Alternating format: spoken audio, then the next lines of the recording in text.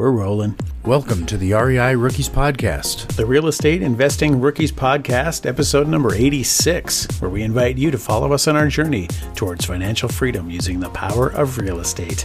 I'm Josh Koth. And I'm Jack Haas. And here at REI Rookies, we believe in a couple key principles. Number one, the best way to retain information is by teaching it to others. And number two, a rising tide lifts all boats. We're not competitors, we're a community.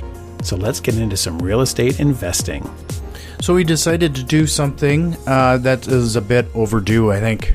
Do a comparison and case study on a couple properties. Yeah, I remember when I was first starting out, one of the best ways I learned was by hearing somebody talk about actual deals, a case study, because it's tough to get from the theoretical to the real world and to apply some of these concepts. So I think occasionally just talking through specific deals and comparing and contrasting good results and bad results really helps people learning out there how to apply these theories. So why don't we just jump right in to a couple of these. The first one is a property we picked up off the MLS about a year ago, and it was listed for about $65,000. Yeah, and just to kind of backpedal one step here, what we're going to do is talk about one deal that went really well, where everything was kind of firing on all cylinders and we got the results we wanted, and then one where we did not. So you can kind of see what lessons we learned and where we made some wrong turns and what we could have done differently. And we'll compare contrast a good deal and a bad deal. So this first one was a really good deal. It was an infinite return deal that had profit at all points. And so we'll talk about how we acquired it and exited the property. So yeah, as you mentioned, we found this one on the MLS. I believe it was listed for $65,000. We ran the numbers on it, offered, I think, $45,000, and ended up negotiating up to like $52,500. And then we threw in about $10,000 in rehab. Yeah, we put a new roof on and fixed a couple things to get it renter ready. The nice thing was this turned out to be an infinite return property because we were able to extract everything that we had into the property as far as acquisition and rehab, and we put a mortgage on the property of $65,000. So that $52,500 of acquisition plus about $10,000 in rehab was $62,500, and we put a mortgage on for $65,000. So I actually put about $2,500 in our pockets at the time of the placing the mortgage on the property, and then we got it into the hands of our property manager, and they got it rented out for $800 a month, and those people lived in it for about a year and are actually still living in it. They re-signed another year lease. So it was what we call an infinite return property because the amount of money, and you remember how to calculate ROI quickly, is you take the annual net cash flow profits and divide that by the amount of money you have into the property. Well, since we had $0 into this property, that's what's called an infinite return. So that was great. And eventually we found, we were approached by another investor who was looking to pick up some properties, and we mentioned this one would be kind of a turnkey opportunity. It already had a tenant in it who had re-signed after being in it for a year. Pretty solid tenants and had really no major issues. So it was a great deal for him as well. So we negotiated a price of $80,000 and sold that property. So it cash flowed for a year, infinite returns, a little over a year actually, and then we sold for $80,000, so made another $15,000 on the exit.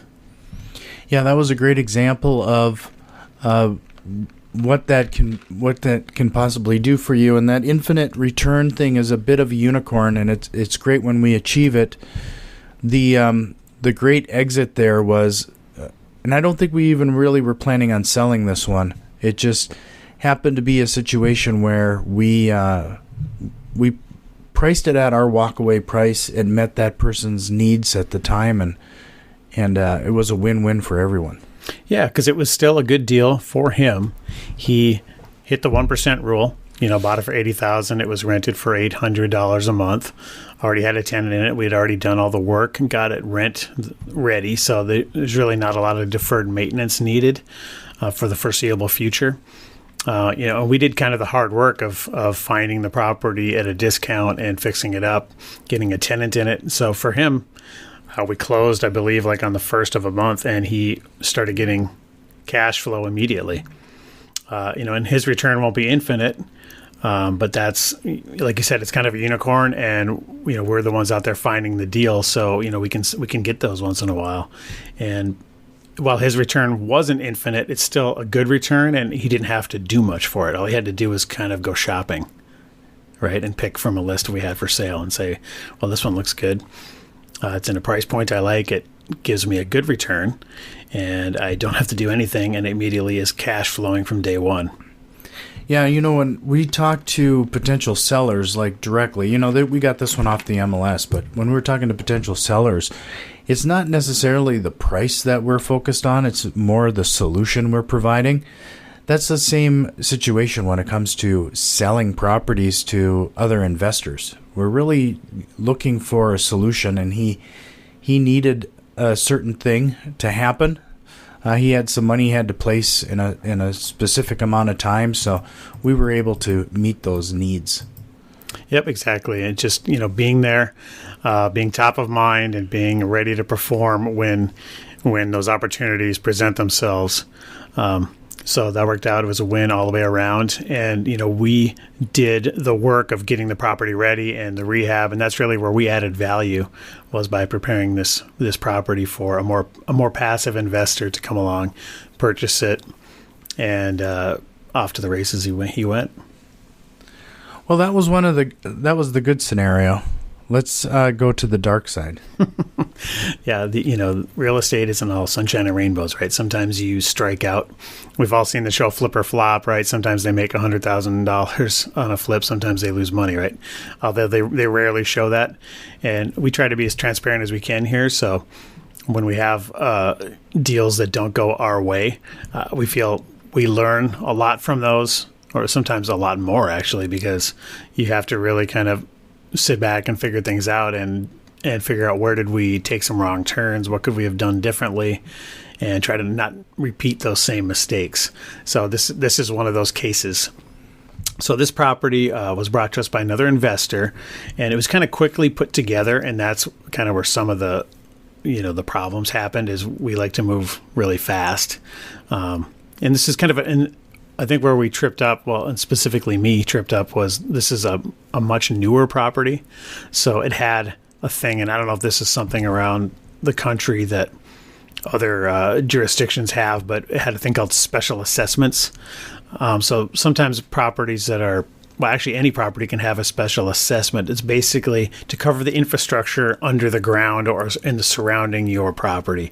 So if the city is putting in new sewer or streets or things like that, this is how they pay for it. They attach a special assessment to your property. And sometimes in a newer, like if you're building a house and you buy a lot, those can be, $50,000 in this area sometimes. And since this property was only about 7 or 8 years old, it had a pretty high specials balance, which I neglected to look up before working out a deal with the seller.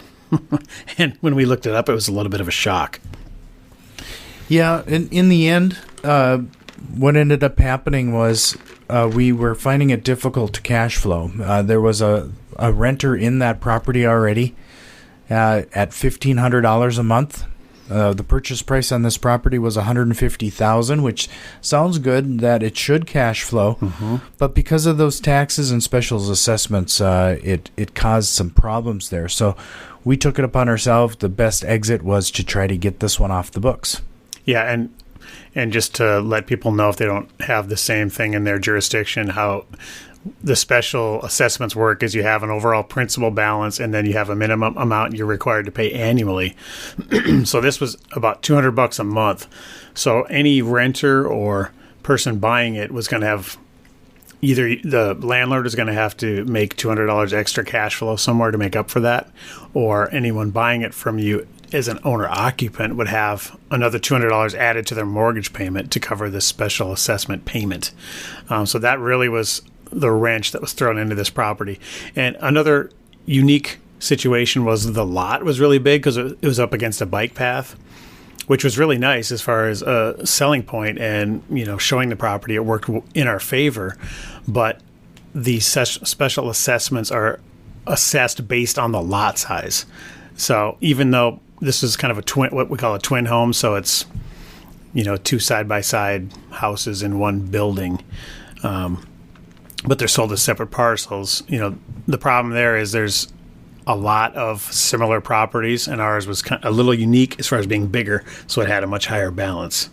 So it was kind of a unicorn in the bad way, not a good unicorn. Well, I think, too, wasn't this, in the end, didn't we purchase this for almost what the last owner paid for it? Or Right, and that was kind of what got us excited. We knew we were pretty well under the retail price, so we had some equity built into the deal. And like you said, we did cash for keys and got the renters out of there because we knew it wasn't going to cash flow once we realized what the special assessment balance was, and that extra $200 a month was just killing the cash flow. So we knew, and there was still 18 months left on a lease. So we knew we had to get the tenants out of there so we could retail it, and that was our best chance at a profitable exit. Because if we had the lease stay in place for 18 months, we were going to negatively cash flow. Yeah, and if you're not aware, cash for keys, basically, we went to the tenants and offered them a bribe. Yeah, we just said, we'll give you a month's rent if you can be gone in a week and a half or 2 weeks or whatever. And they found a place, lickety split, and they were out of there. So that actually worked pretty well. So that's a good tactic to try if you need to get some tenants to leave earlier than a lease dictates. And one thing, at least in our jurisdiction, I think this is pretty nationwide, is you can't really just have a tenant leave earlier than their lease if they're performing. So all parties have to agree. And you can never force anyone to leave. You just have to ask, and if they're willing to, and if you can offer them some cash, that's a great alternative.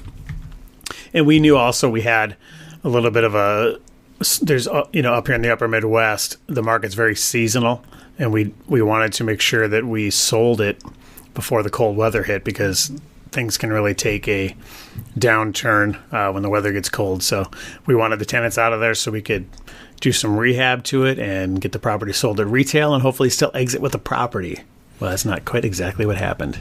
No, and in fact, I'd even say that issue number 2 with this property is that I think we got a little cocky on this one because we thought this was going to be a slam dunk. It's in a nice part of town. We took it upon ourselves to take a look at some of the twin homes that were similar and for sale in the area. So we did everything we could to make sure that ours stood out, and then still priced it at the same ballpark so that ours just would stand out. Why wouldn't anybody buy this thing? I mean, yeah. we used reclaimed wood on the island, for crying out loud. Yeah, we had cool light fixtures, and we did some cool stuff, because the problem with this type of property is there's a million of them. So really, supply and demand were not working in our favor. And we had some other market conditions. Like you said, like I mentioned earlier, there was kind of a seasonal downturn coming, and actually kind of an overall, I don't want to say downturn, but an overall market correction, or kind of coming down from peaks.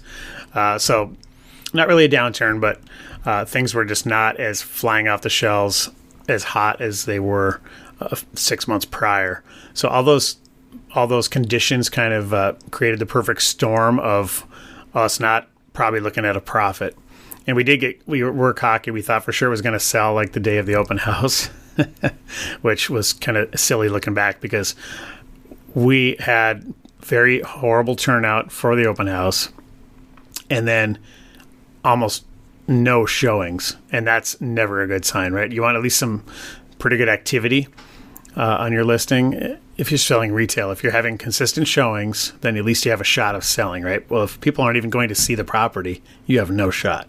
So that was depressing, to say the least. So I think one of the big lessons here is that, first of all, make sure you check all of your numbers, including the specials, assessments, your tax bills. There's a lot more to taking a look at it versus just the initial overall cash flow. It looked really good on paper right off the top. Little digging, probably we could have caught some of this ahead of time. It's funny because you always want a property to have equity and cash flow, hopefully, and that specials payment killed both of those, both the cash flow exit and the retail exit. So that, that one balance really skewed the numbers. So that's something you want to, believe me, we check that now, right? Yeah, we definitely check that now. And it's funny because it kind of caught, me especially, by surprise, because we don't typically deal in properties that new.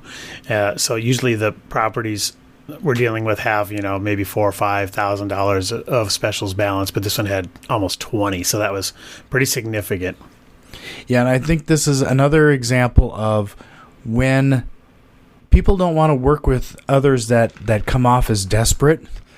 And I hate to admit this, but I think one of the things that we were dealing with is we were starting to figure out ways to do for sale by owner to try to sell commission. Try to save the commission. Trying to save the commission, trying to save this deal in some way. We were evaluating whether to pay down the specials.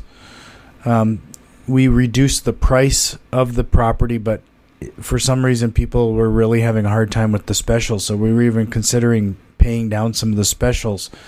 We're doing all of these different tactics, or considering all these different things as desperation moves, and I don't think that really puts you in a very good situation. Yeah, I mean, your leverage is gone at that point. So ultimately we just had to say, well, let's just basically, we were ready to do a pretty significant price drop just to get the thing gone, because what you don't want it, worst case scenario, is a property sitting there costing you money every month. And it's just, okay, now you're going to lose money, and the longer it sits, the more you're going to lose. So at some point, you have to just reduce the price until it sells and get it off the books, take the loss, learn your lessons, and move on. And really, you have to think, what's it costing you stress-wise and mental, just mental gymnastics, trying to figure out ways to get the deal to somehow break even or be profitable. And you don't want to be spending all this time, every day we're like, okay, what should we do with this thing, and wasting time worrying about it when we should have been out finding the next deal.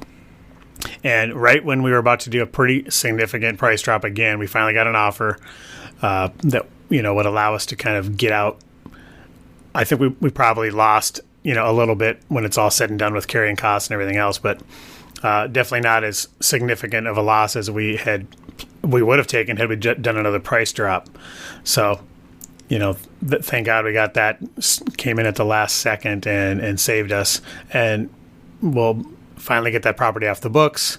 And it's just, weight lifted, and it feels good, even though we technically probably lost money on it. It feels good just to have it behind you and take stock of what lessons we learned and how we can apply those going forward.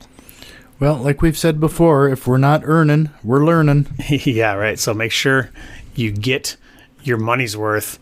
If you do take a loss on something, get your money's worth and analyze what went wrong, what can you do differently in the future, and how can you apply those lessons and get some value out of the loss. So, well, revisiting this last one, it kind of wore me out. So let's. We don't typically like to talk about the losses, but I think it's really important, and we hope that some of this transparency really helps you on your journey towards your financial freedom.